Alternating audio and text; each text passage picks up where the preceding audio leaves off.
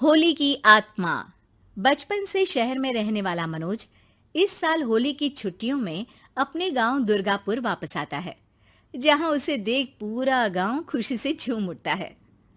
जब गया था तब इतना सा था और अब देखो कितना बड़ा हो गया है। हाँ सरपंच जी, जब मैं गया था तब आप भी बहुत जवान थे और अब देखो कितने बूढ़े हो गए हैं आप। चलो चलो बढ़िया है। बच्चा घर वापस आ गया। इसी खुशी में आज रात पार्टी होगी। क्या बात है, गांव में भी पार्टियां होने लगी। वैसे अगर पार्टी की बात है तो आज क्यों सीधा होली पार्टी करते हैं। होली पार्टी की बात सुन चहल पहल में अचानक सन्नाटा छा जाता है, जिसे देख मनोज को कुछ अजीब लगता है, लेकिन तभी सरपंच बात पलट देता है।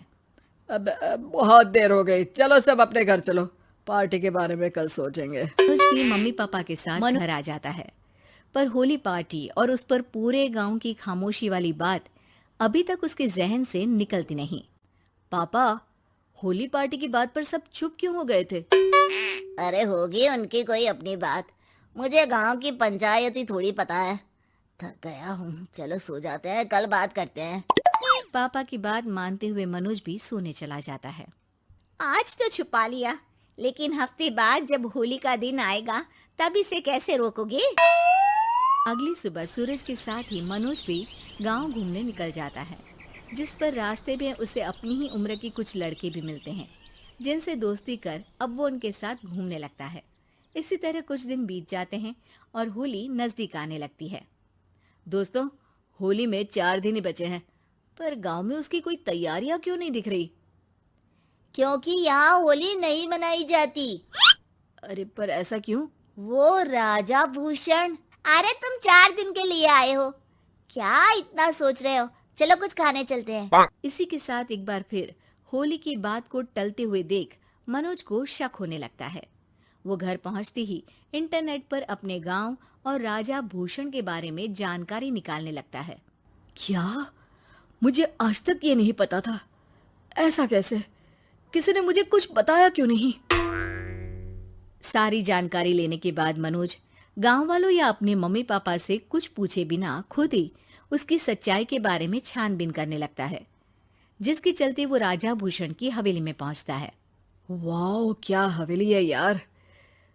पर क्या यहाँ सच में कोई भूत है? हेलो भूत जी, कोई है क्या? हम इस साल गांव में होली सेलिब्रेट कर रहे हैं, क्या आप उस पर थोड़ा इंटरव्यू देंगे?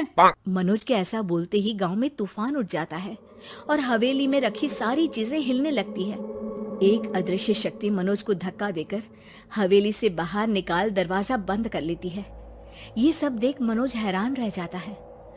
क्या अभी मुझे हवा ने धक्का देकर बाहर निकाल दिया? मेरे होते हुए इस गांव में कभी होली नहीं मन सकती, इसलिए दोबारा ऐसी कोशिश भी मत करना, अंजाम बुरा होगा। आवाज सुन मनोज हैरानी से इधर उधर देखने लगता है, पर उसे कोई दिखाई नहीं देता। वो गांव वापस आ जाता है, जहां तूफान की वजह से सब कुछ तहस महस हो चुका होता है। आखिर ये तूफान आया कैसे? ना ऐसा कोई मौसम था और ना ही हमने होली का त्योहार मनाने की बात की थी। सरपंच की बात पर कोई रिएक्शन दिए बिना मनोज चुपचाप अपने घर चला जाता है। इस तरह देखते ही देखते होली का दिन भी आ जाता है और मनोज रंग लेकर गांव में निकल जाता है।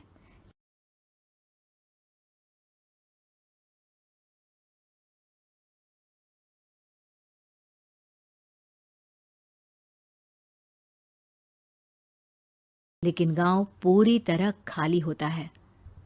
अरे त्योहार का दिन है, धूमधाम की जगह मातम क्यों मनाया हुआ है?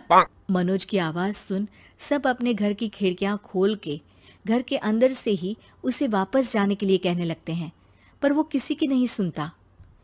तुझे पहले भी समझाया था, अगर होली खेलने की कोशिश भी की तो अच्छा नहीं होगा। अरे बात मान लो बेटा, तुम्हें सच नहीं पता। मुझे सब पता है।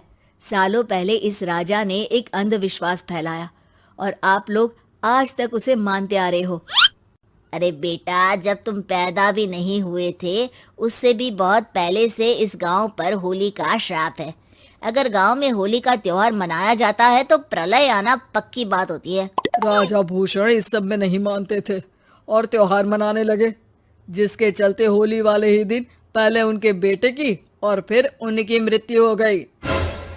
तभी से गांव की रक्षा के लिए उनकी आत्मा उस हवेली में रह रही है। सबकी बातें सुन मनोज उलझन में पड़ जाता है। सोचना भी मत मनोज, अगर तुमने इस परंपरा को तोड़ने की कोशिश भी की तो उसका परिणाम इस गांव और गांव के लोगों के लिए अच्छा नहीं होगा। मुझे भी यकीन नहीं हो रहा कि आप लोग एक बेतुकी बात को मानकर सालों से रंगों के त्योहार को मातम की तरह मनाते आ रहे हो। मनोज किसी की कोई बात ना मानते हुए पूरे गांव में रंग बिखेर देता है, जिसके तुरंत बाद वहां तूफान के साथ बिजलियां गरजने लगती है। अचानक मौसम में ऐसा बदलाव देख जहां मनोज कंफ्यूजन में आ जाता है, वहीं गांव वाले डर से सहम जाते हैं।